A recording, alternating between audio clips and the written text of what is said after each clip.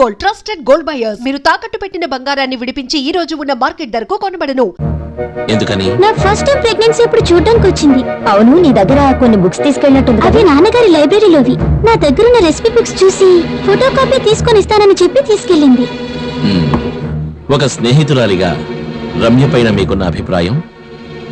తను బయటకు చెప్పుకోలేని సమస్యతో సతమతమవుతూ ఉండేది. ఆ విషయం ఏంటన్నది నాకు అంత క్లియర్ గా తెలీదు. ఒకవేళ మీరు అనితని అడిగితే? ఎవరా అనిత? మా కాలేజ్ లో మా బ్యాచ్ లో చదివింది. రమ్యకి బెస్ట్ ఫ్రెండ్. ఈ అనిత ఇప్పుడెక్కడ ఉంటుంది?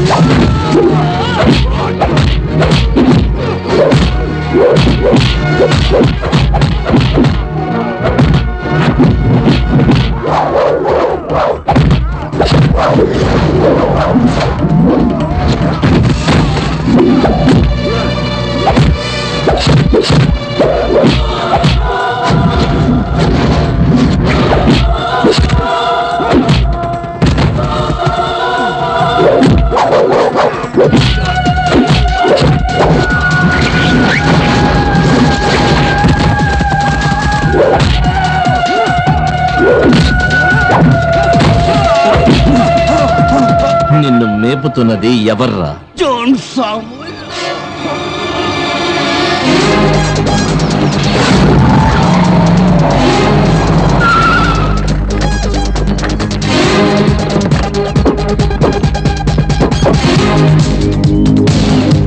Mister John Samuel, you are under arrest.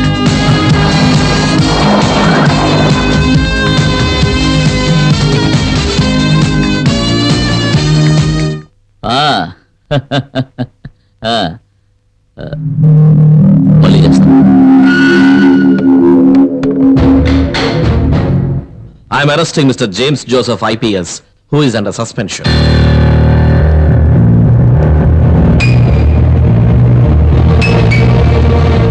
For conspiracy and fabricating suicide note of late Ramya Mohan. Please come.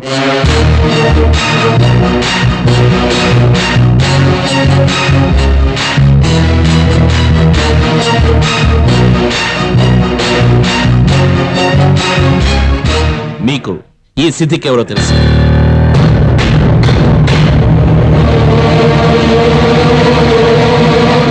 ఇంతకు ముందు ఇతడు ఒక క్రిమినల్ కేసులో పట్టుబడ్డాడు. ఇతన్ని ఆ కేసు నుంచి రక్షించింది మీరే. అది మీది శామ్యూల్ ది ఫోన్ బిల్స్ లో దొరికిన మాకు ఈ నంబర్ ని బట్టి ట్రేస్ చేసి వాడిని పట్టుకున్నాం. చెప్పాల్సిందంతా ఇతను పూర్తిగా చెప్పేశాడు. రమ్య చనిపోయిందని తెలిసిన తర్వాత శామ్యూల్ నన్ను కలిసి మాట్లాడాలని చెప్పాడు. ఆత్మహత్య అనుకుంటున్నాను, కానీ ఇంకా ఏమి నిర్ధారణ కాలేదు. ఆవిడ రాసిన ఆత్మహత్య లెటర్ దొరికిందా? ఇప్పుడు దాని గురించి మనకెందుకు, ఇంకా పోలీస్ ఎంక్వైరీ చేయాలి కదా. దాని గురించి నేను చూసుకుంటానులే. నువ్వు ఈ కేసు ఇంట్రాగేట్ చేయడానికి డీజీపీ ఆర్డర్స్ ఇచ్చారు కదా. అయితే ఏంటి, అక్కడికి నువ్వు ఖచ్చితంగా వెళ్ళి తీరాలి కదా. నువ్వు అందుకు ఒప్పుకో, మన పని సులువైపోతుంది. రమ్య హ్యాండ్ రైటింగ్ ఫోర్జరీ చేయించడం కష్టమేమీ కాదు. దానికి కావాల్సిన మనిషి నేను అరేంజ్ చేస్తాను. సిద్దిక్ అనే మనిషి మిమ్మల్ని కలుస్తాడు. అతనికి ఏం చేయాలని వివరాలు చెప్పండి. నాకు టైం అయింది, నేను బయలుదేరా. ఇలా చూడండి, ఒక విషయం, ఏ అనుమానం వచ్చినా ఎటువంటి హెల్ప్ కావాలన్నా వెంటనే నన్ను కాంటాక్ట్ చేయాలి. అలాగే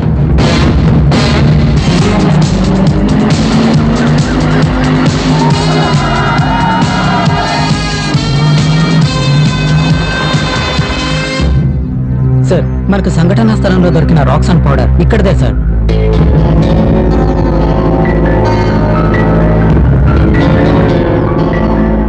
సార్, ఇటువైపు ఓ దారుంది. ఈ మార్గంలో వెళితే క్రైమ్ స్పాట్ కి ఈజీగా చేరుకోవచ్చు. ఈ చుట్టుపక్కల ఇళ్లేవి లేవా? ఒకే ఇల్లుంది సార్, ఆ కార్నర్. ఆ ఇంట్లో ఉండేది ఇతనే, పేరు థామస్. ఈ రాళ్ల పౌడర్ ఎందుకని ఇక్కడ పోసా? పెద్ద వర్షం వస్తే ఇక్కడ గుంట అయిపోతుంది, అందుకే ఇక్కడ తీసుకొచ్చి పోసాను. మనం ఒకసారి ఆధారం చూడొచ్చు. సార్, థామస్ తో ఈ కేసు గురించి డిస్కస్ చేసినప్పుడు అతను నాకు విషయం చెప్పాడు. సాధారణంగా చీకటి పడ్డాక ఇటువైపు బళ్ళేవి వెళ్ళవట. కానీ కొన్ని రోజుల క్రితం చీకటి పడ్డ తర్వాత ఒక బైక్ ఇటువైపుగా వెళ్లే శబ్దం వినిపించిందని థామస్ చెప్పాడు. రమ్య హత్య జరిగిన తర్వాత ఇంకే బైక్ వెళ్ళలేదు.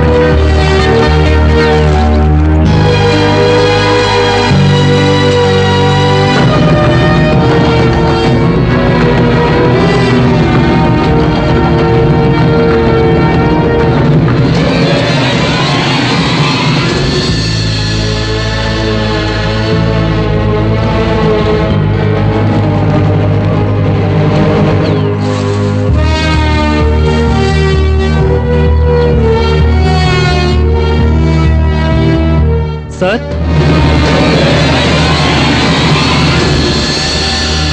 అనకాపల్లిలో ఉన్న ఓ లాడ్జ్ బిల్ ఇది సార్. దానిలో డేట్ చూసారా? రమ్య అదే రోజు హత్య చేయబడింది. ఈ బిల్లు కూడా దాంతో పాటే ఉంది. అక్కడే ఉన్న ఓ చెప్పుల షాపు బిల్ ఇది, దీనిలో కూడా అదే డేట్ వేసింది. అరవింద్, సార్. ఈ 2 బిల్స్ గురించి ఎంక్వైరీ చేయి. సార్. And Rajesh, sir.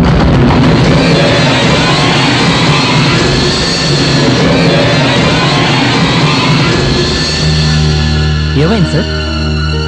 ఇక్కడి నుంచి ఏదో ఒక వాసన వస్తుంది.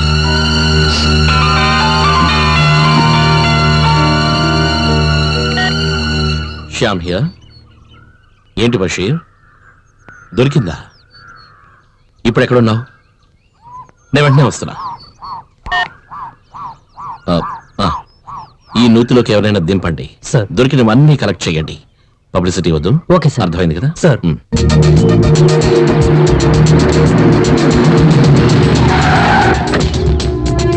సార్, అనిత అనే అమ్మాయి ఇప్పుడు కాలిఫోర్నియాలో ఉంది. ఊర్లో ఉన్న పేరెంట్స్ దగ్గర నంబర్ తీసుకుని నేను ఆమెతో మాట్లాడాను. తను నీతో ఏం చెప్పింది? రమ్య ఎవరో ఒక అతన్ని ప్రేమించిందని చెప్పింది. ఓ. 2 సార్లు వాళ్ళని చూసిందట. ఎవరా వ్యక్తి? అనితకు అతను తెలీదట. అర్థం కాలేదు. వాళ్ళ ప్రేమ వ్యవహారం గురించి నాతో డీటెయిల్స్ చెప్పలేదు. 2 సార్లు వాళ్ళని చూశాను. మొదటిసారి వాళ్ళని బట్టల షాప్ లో చూశాను. అప్పుడు చెప్పింది అతను తన ఫ్రెండ్ అని. కానీ అతనితో మాట్లాడే అవకాశం నాకు కలగలేదు. రెండోసారి వాళ్ళని ఐస్ క్రీమ్ పార్లర్ లో చూశాను. అప్పుడు మాట్లాడే అవకాశం కలగలేదు. మళ్ళీ కలిసినప్పుడు తనని నేను అడిగాను. తను నాతో చెప్పిన మాట అతను చాలా మంచివాడని చెప్పింది. ఎందుకో నాకు అలా అనిపించలేదు. అతని పేరేంటో తెలుసా మీకు? తెలీదు సార్. ఓ, రమ్య తన పెళ్లికి మిమ్మల్ని పిలవలేదా? లేదు, అంతకు ముందే నేను స్టేట్స్ కు వెళ్ళిపోయాను. అంటే మీరు రమ్య భర్త మోహన్ ని ఇంతవరకు చూసిందే లేదు? లేదు. ఓకే, మీరు ఆ రోజు చూసినటువంటి ఆ వ్యక్తి ఫోటోని చూపిస్తే మీరు గుర్తుపట్టగలరా? గుర్తుపడతారు సార్. గుడ్. నేను కొన్ని ఫొటోస్ మీకు మెయిల్ చేస్తాను. ఆ ఫొటోస్ లో మీరు చూసిన వ్యక్తి గనక ఉంటే ఆ ఫోటోని మాత్రం తిరిగి పంపించండి. పార్టీలో లేడంటే then forget it. Don't reply. Okay, thank you.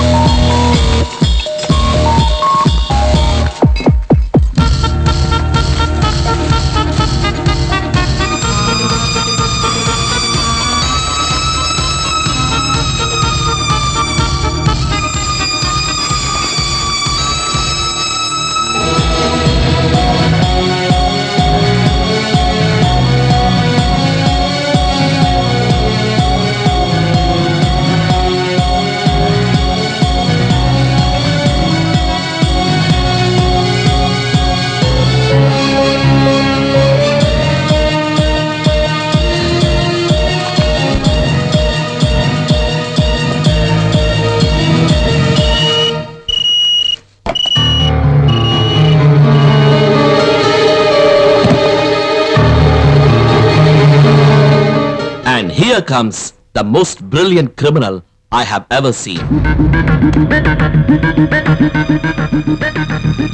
Clever culprit. Sir మీరు అనేదేమిటి? మన దగ్గర ఆధారాలు లేవు కదా. Just trust me.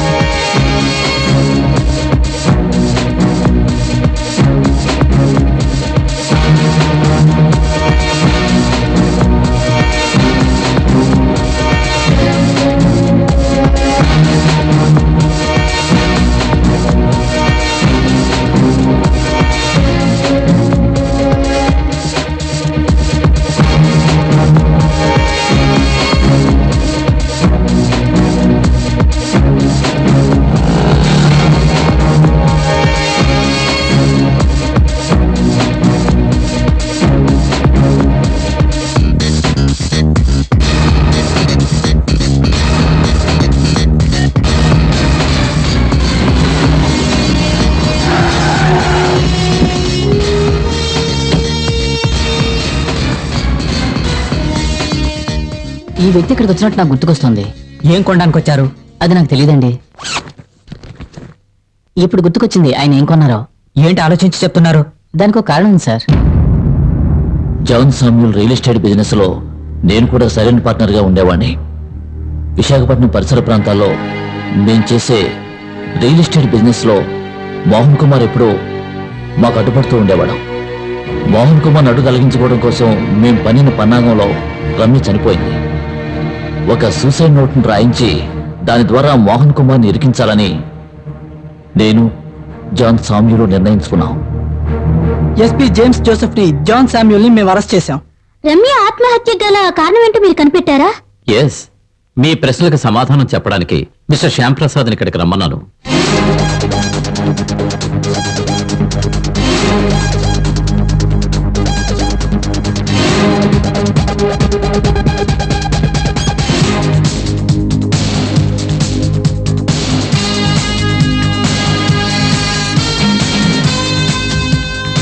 Sir, shall I? Please. Ramya ఆత్మహత్య కేసుకు సంబంధించి తలెత్తిన ఎన్నో ప్రశ్నలలో 2 ప్రశ్నలకు సమాధానం కోసమే మీరు ఎదురు చూస్తున్నారు. 1, ఆ సూసైడ్ నోటీస్ రమ్య రాయకపోతే మరి ఆ లెటర్ రాసింది ఎవరు అని. ఆ ప్రశ్నకు సమాధానం ఇప్పుడు మీకు తెలిసింది. 2వది, రమ్య ఆత్మహత్య చేసుకోవడానికి కారణమేమిటి? ఈ ప్రశ్నకు సమాధానం నేను కాదు కదా, సాక్షాత్తు ఆ భగవంతుడే దిగొచ్చినా చెప్పలేడు. కారణం రమ్య ఆత్మహత్య చేసుకోలేదు, హత్య చేయబడింది.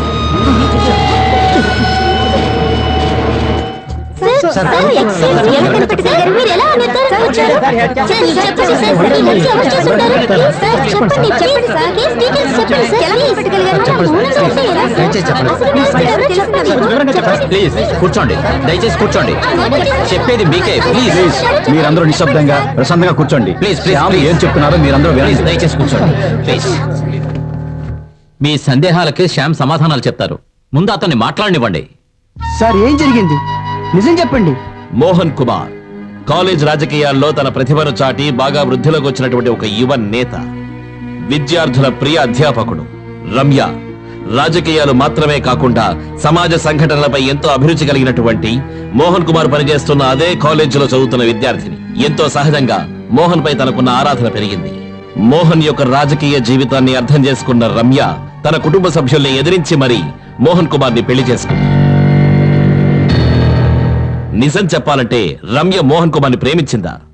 లేదు అని నేను చెప్తాను.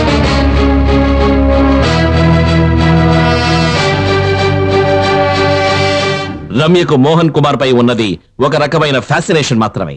భవిష్యత్తులో మోహన్ కుమార్ మంత్రి అయితే దాని మూలంగా కలిగే సౌకర్యాల మీద, సౌలభ్యం మీద ఉన్న మోహం మాత్రమే. అకస్మాత్తుగా అదృష్టం తన తలుపు తట్టి నిల్చున్నప్పుడు ఎన్నో సంవత్సరాలుగా ప్రేమించినటువంటి తన ప్రేమికుణ్ణి తిరస్కరించింది. ఎస్ మిస్టర్ మోహన్ కుమార్, మీకు పరిచయం కావడానికి ముందే రమ్య మరొక వ్యక్తిని ప్రేమించింది. మోహన్ కుమార్ ని పెళ్లి చేసుకున్న రమ్యని బ్లాక్మెయిల్ చేస్తున్నటువంటి వ్యక్తి మాజీ ప్రేమికుడు. వాడి అంతు ఎలాగైనా తేల్చాలని రమ్య నిర్ణయించుకుంది. ఏ విధంగా రమ్య వాడిని దూరం చేయాలనుకుంది, ఎందుకని రమ్యను వాడు చంపాలనుకున్నాడు అనే ప్రశ్నలకు సమాధానంతో వాడు ఇక్కడే మన మధ్యలోనే ఉన్నాడు. మిస్టర్ శ్యామ్, ఎవరది? The most brilliant criminal I have ever come across my career, Sumesh. No sir, నేను కాదు, నాకేం తెలీదు. నాట్ సురేష్, సుమేష్.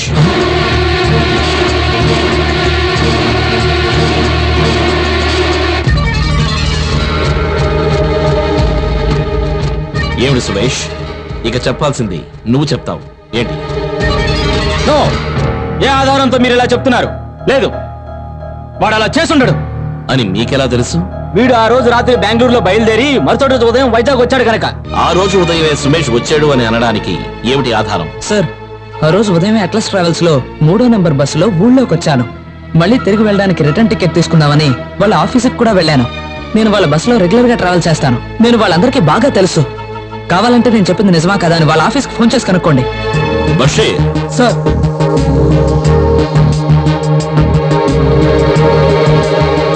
నీ పేరేంటి? వినోద్. నీకు సుమేష్ తెలుసా? తెలుసు సార్, నా రూమ్మేటే. ఇక్కడ ఉన్న ఇంకెవరికైనా సరే ఈ వినోద్ తో సంబంధ పరిచయాలు ఉన్నాయా?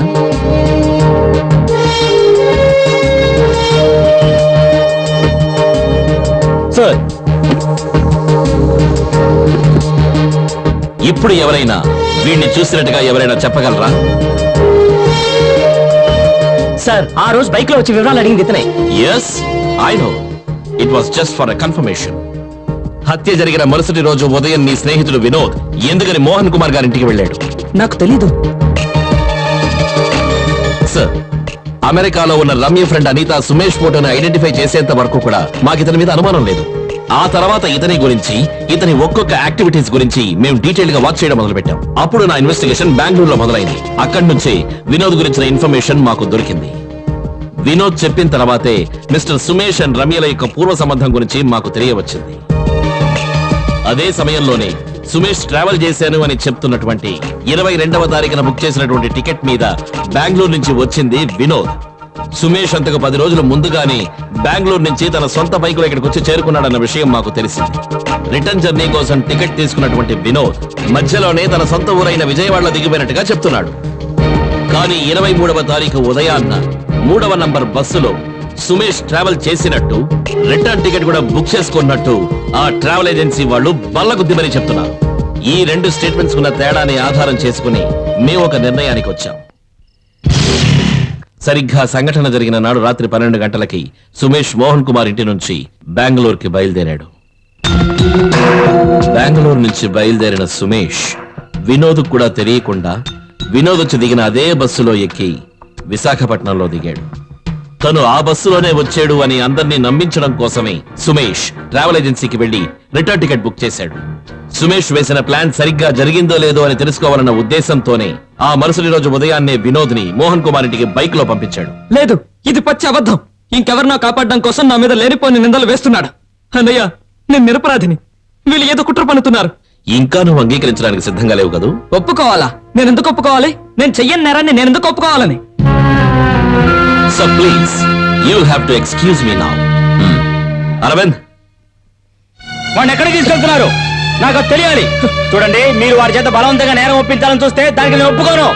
సార్, ఏం జరుగుతుంది సార్ ఇక్కడ? మీరు కూడా చూస్తూ ఊరుకున్నారేంటి? కమాన్ సుమేష్, నువ్వు ఎంత ప్రయత్నించినా ఇక తప్పించుకోలేవు. నువ్వే ఈ హత్య చేసావని మాకు బాగా తెలుసు. దీనికి కావాల్సిన సాక్ష్యాలన్నీ మా దగ్గర ఉన్నాయి. నో, మీ దగ్గర ఎటువంటి సాక్ష్యాలు లేవు. ఎందుకంటే ఏ నేరమో నేను చేయలేదు కనుక. You are psychic. నిజానికి రమ్య పైన నీకున్నది స్వచ్ఛమైన ప్రేమ కాదు, చెప్పలేనటువంటి ఒక విధమైన ఆవేశం. నువ్వు నిజంగానే ప్రేమించుంటే ఆమెను చంపేవాడి కాదు. అలాంటి అమాయకురాల్ని నీకెలా చంపాలనిపించిందిరా? అమాయకురాలా? దుర్మార్గురాలు. చంపేశాను, నేనే చంపేశాను. అది ఈ పబ్లిక్ ముందు ఒప్పుకుంటాను అనుకుంటున్నారా? నేనెవరో తెలివి తక్కువ అని అనుకున్నారా? ఇందాక నువ్వు చెప్పావు కదా, ఏవో సాక్ష్యాలు నీ దగ్గర ఉన్నాయని. మీ దగ్గర ఎటువంటి సాక్ష్యాలు లేవని నాకు తెలుసు. ఎందుకంటే ఈ హత్య నేనే చేశానని 3వ కంటికి కూడా తెలియదు. నాకు మాత్రమే తెలుసు. నిన్ను చంపైన నిరూపిస్తారా? నిరూపించలేవు. మీ బాబు కూడా నిరూపించలేడు. శేఖర్, సార్ మీరు ఒప్పుకుంటే వీడి నుంచి నిజం రాబడతాను. నన్ను నువ్వు కొట్టినా చంపినా సరే, నన్ను నువ్వు ఏం చేసినా నా నోట్లోంచి నిజం రాబట్లేవు. కొట్రా, మీసం మగడ వేసి కొట్టు. Relax sir just relax. మీకు వాడి ఉద్దేశం అర్థం కాలేదా? మనల్ని ప్రేరేపించి వాడి మీద చేయి చేసుకోవాలనేది వాడి ప్లాన్. అప్పుడే వీడు బయట ఉన్న వాళ్ళందరితోనూ మనం వీడిని కొట్టి బలవంతంగా నేరం ఒప్పుకునేటట్టు చేసేవని చెప్తాడు. తెలివైన వాడే.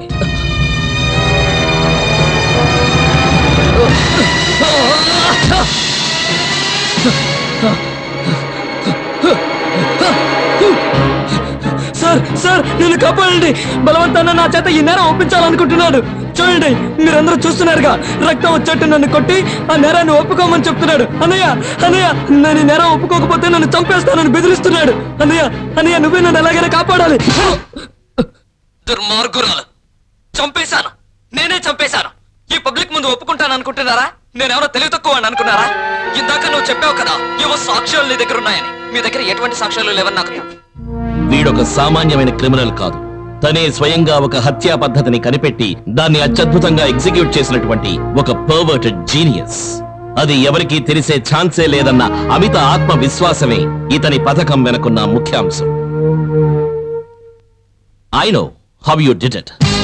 నమ్మలేకపోతున్నావు కదా?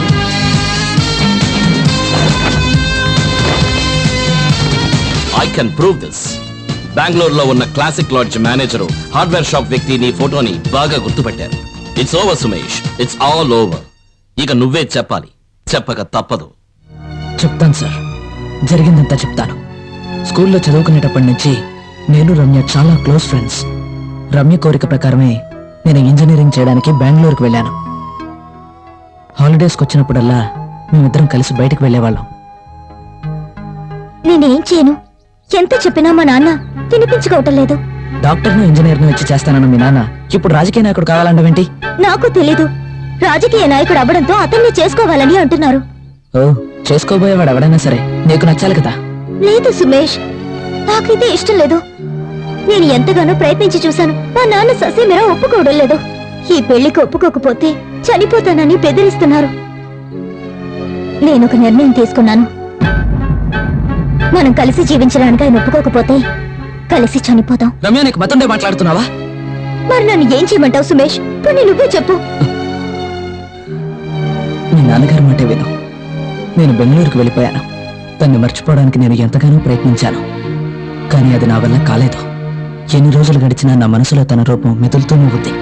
నేను వైజాగ్కి తిరిగి వచ్చాక రమ్య మోహన్లు ఇద్దరు మా లొకాలిటీలోనే ఉంటున్నారన్న విషయం తెలిసిందే. మా అన్నయ్య రోజు వాళ్ళ ఇంటికి పాలు సప్లై చేసేవాడు. నాకు ఖాళీ ఉన్నప్పుడల్లా పాలు సప్లై చేసే వంకతో రమ్యని కలవడానికి వాళ్ళ ఇంటికి వెళ్ళేవాణ్ణి. నేను ఆమెను కలవడానికి వెళ్ళిన ప్రతిసారి ఆమె మౌనంగా తిరిగి వెళ్ళిపోయేది. ఒకరోజు నేను పాలివ్వడానికని రమ్య వాళ్ళ ఇంటికి వెళ్ళాను. మోహన్ రాజకీయాల్లో ఉన్న ఆస్తిపాస్తులంటూ ఏమీ లేవు. నువ్విప్పుడు చెప్తున్నావు. నేను ఈ విషయం నీకు చిలక్కి చెప్పినట్టు పెళ్లి కాకముందే చెప్పాను. అతనితో నువ్వు సుఖపడలేవు అని. ఏ ఇంజనీర్నో డాక్టర్నో చేసుకుంటే నీకు తిప్పులు ఉండేవి కాదుగా. అప్పుడేమో మోహన్ మంత్రి అవుతాడు అన్నావు. ఎంతలా ఎదిరించావు. ఇప్పుడు ఏమైంది? నా విషయంలో మీరు కలగ చేసుకోవద్దు. వీళ్ళిద్దరి మధ్య ఉన్న గొడవలో తలదొరచడం మనకు అనవసరం గాని పదండి, మనం వెళదాం. అయ్యో రండి, వాళ్ళ తంటాలేవో వాళ్ళు పడతారు.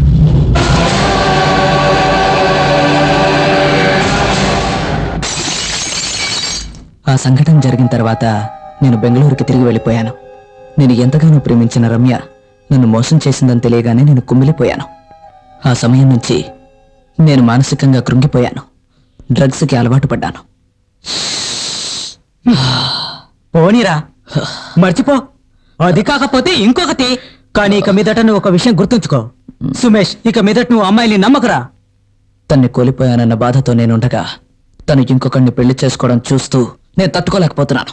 రే, నీకు కావాలంటే దాన్ని ఏదో ఒకటి చేసేయి, అప్పుడు నీ బెంగ తీరుతుంది. నీకే సహాయం కావాలన్నా చెప్పు, నేను చేస్తాను.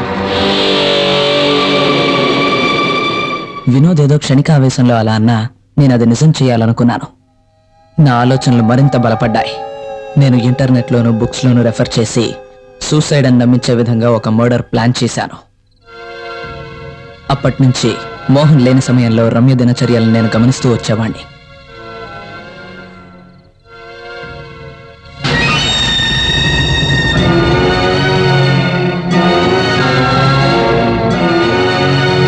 వాళ్ళ ఇంటి కిచెన్ లో వాళ్ళు దాచిన కీని దొంగలించి దాని డూప్లికేట్ కి తయారు చేయించాలనుకున్నాను. ఆ డూప్లికేట్ కి చేయించిన తర్వాత ఆ ఇంటి మాస్టర్ ప్లాన్ తయారు చేయాలని నేను అనుకున్నాను.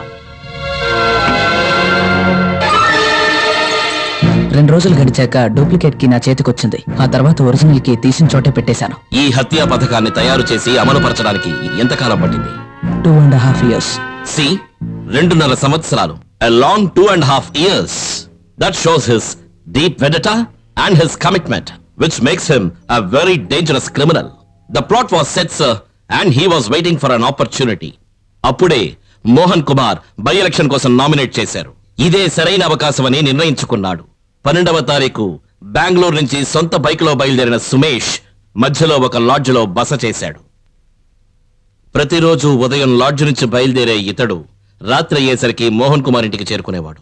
22వ తారీఖున మోహన్ కుమార్ పొరుగురికి వెళుతున్నాడని తెలిసిన ఇతడు బెంగళూరులో ఉన్న వినోద్కి ఫోన్ చేసి అదే రోజున తన పేరున ఒక టికెట్ తీసుకుని విశాఖపట్నానికి రమ్మని చెప్పాడు.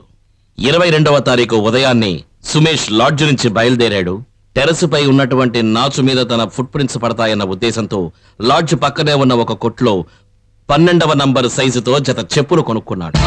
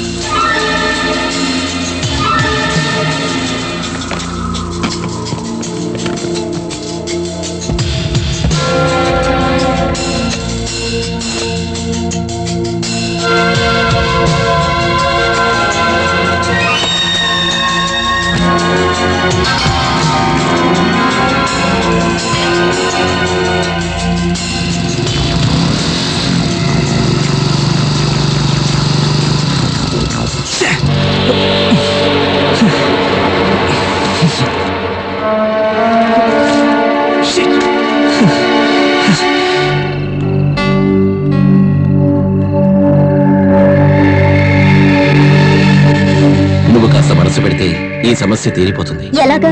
నీ నగలు తాకట్టు పెట్టడానికి ఇస్తే చాలు. ఓహో, అయితే మీ మనసులో ఉద్దేశం అదనమాట. మీరు ఏమనుకున్నా సరే నాకు బాధ లేదు. నేను మాత్రం నా బంగారాన్ని ఇవ్వను.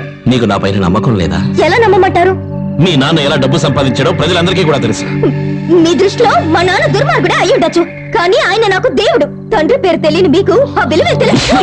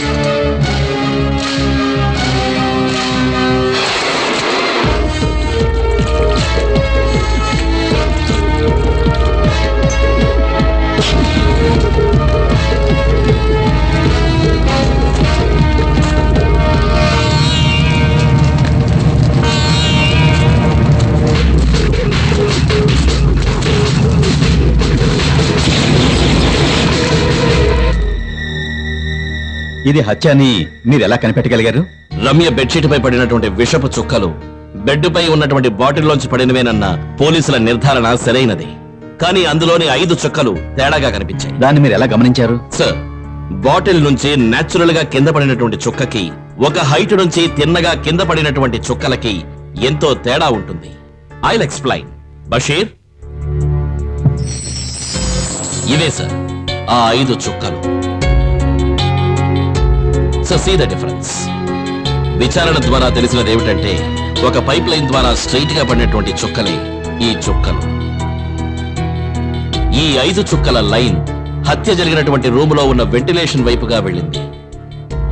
కిటికీ తలుపులు వేసి ఉన్నందువల్ల ఇవి ఖచ్చితంగా వెంటిలేషన్ ద్వారానే పడి ఉండాలి. ఆ విధంగానే హంతకుడు వేసినటువంటి పథకం ఏమిటా అనేది నాకు అర్థమైంది.